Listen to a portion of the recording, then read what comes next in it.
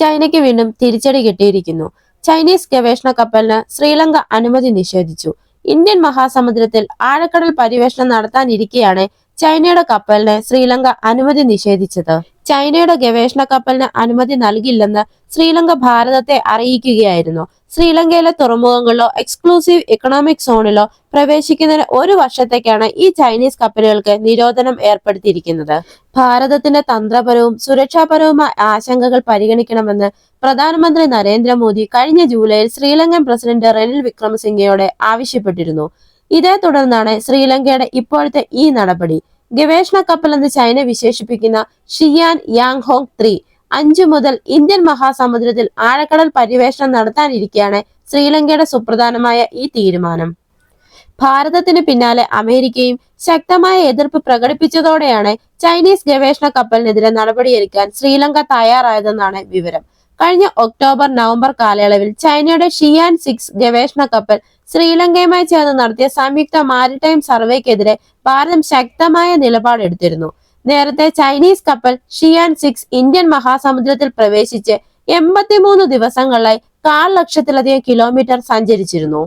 ഈ മേഖലയിൽ ചൈനീസ് ഗവേഷണ കപ്പലുകളുടെ വർദ്ധിച്ചു വരുന്ന സാന്നിധ്യത്തിൽ ഭാരതം മുമ്പും ആശങ്ക രേഖപ്പെടുത്തിയിരുന്നു. അതീവ രഹസ്യ സിഗ്നലുകൾ ചോർത്താൻ ശേഷിയുള്ള സംവിധാനങ്ങളോട് കൂടിയവയാണ് ഈ കപ്പലുകൾ. കഴിഞ്ഞ വർഷം ആഗസ്റ്റിൽ ആണവ മിസൈൽ ബഹിരാകാശ സംവിധാനങ്ങളിലെ സിഗ്നലുകൾ ചോർത്താൻ കഴിയുന്ന ചാരക്കപ്പലായ യുവാൻ വാങ് 5-നെ ചൈന ശ്രീലങ്കയിൽ ഹാമ്പൻ തോട്ട തുറമുഖത്ത് അടുപ്പിച്ചിരുന്നു. അന്ന് ഭാരതത്തിന്റെ എതിർപ്പ് മറികടന്ന് ശ്രീലങ്ക കപ്പൽ അടുപ്പിക്കാൻ അനുമതി നൽകുകയായിരുന്നു.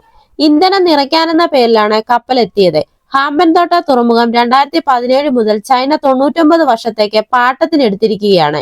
നേരത്തെ ഇന്ത്യൻ മഹാസമുദ്രത്തിൽ പ്രവേശിച്ച ചൈനീസ് കപ്പൽ സുരക്ഷ സംബന്ധിച്ച് ആശങ്കയുണ്ടാക്കിയിരുന്നു. എന്നാൽ ഇപ്പോൾ പ്രധാനമന്ത്രി നരേന്ദ്രമോദിയുടെ ഇടപെടലിനെ തുടർന്ന് ചൈനീസ് കപ്പലിന് ശ്രീലങ്ക അനുമതി നിഷേധിച്ചിരിക്കുകയാണ്. അതുപോലെ തന്നെ ഇന്ത്യൻ മഹാസമുദ്രത്തിലെ ചൈനീസ് ഗവേഷണം പരിമിതപ്പെടുത്താൻ ഇന്ത്യ ശ്രമിക്കുന്നുണ്ട്. അതേസമയം കപ്പലുകളിൽ പലതും ചാരപ്രവർത്തനത്തിന് ഉപയോഗിക്കുന്നുണ്ട് എന്നാണ് അമേരിക്ക വിശ്വസിക്കുന്നത്. 2019 മുതൽ ചൈന ഇന്ത്യൻ മഹാസമുദ്രത്തിൽ മൊത്തം 48 ഗവേഷണ കപ്പലുകൾ വിന്യസിച്ചിട്ടുണ്ട്. പല കപ്പലുകളിലും ഒന്നിലധികം ഡിഷ് ആന്റിനകൾ ഉണ്ട്. അവ ഉപഗ്രഹങ്ങൾ ട്രാക്ക് ചെയ്യുന്നതിനും കേൾക്കുന്നതിനും ഭൂഖണ്ഡാന്തര ബാലിസ്റ്റിക് മിസൈൽ പരീക്ഷണങ്ങളെ പിന്തുണയ്ക്കുന്നതിനുമാണെന്നാണ് പാശ്ചാത്യ വിശകലന വിദഗ്ധർ വിശ്വസിക്കുന്നത്. കഴിഞ്ഞ വർഷം മാത്രം ചൈന ഇന്ത്യൻ മഹാസമുദ്ര മേഖലയിൽ 25 ഗവേഷണ ട്രാക്കിംഗ് കപ്പലുകൾ വിന്യസിച്ചിട്ടുണ്ട്. അതുപോലെ തന്നെ മുൻ വർഷങ്ങളിൽ ചൈനീസ് ഗവേഷണ കപ്പലുകൾ, ബാലിസ്റ്റിക് മിസൈൽ ട്രാക്കറുകൾ, ഹൈഡ്രോഗ്രാഫിക് കപ്പലുകൾ തുടങ്ങിയ ഇന്ത്യൻ മഹാസമുദ്ര മേഖലയിലെത്തി സർവേകൾ നടത്തിയിട്ടുണ്ട്. ഇന്ത്യയും അമേരിക്കയും ഇതിൽ എതിർപ്പുമായി രംഗത്തെത്തുകയും ചെയ്തിരുന്നു.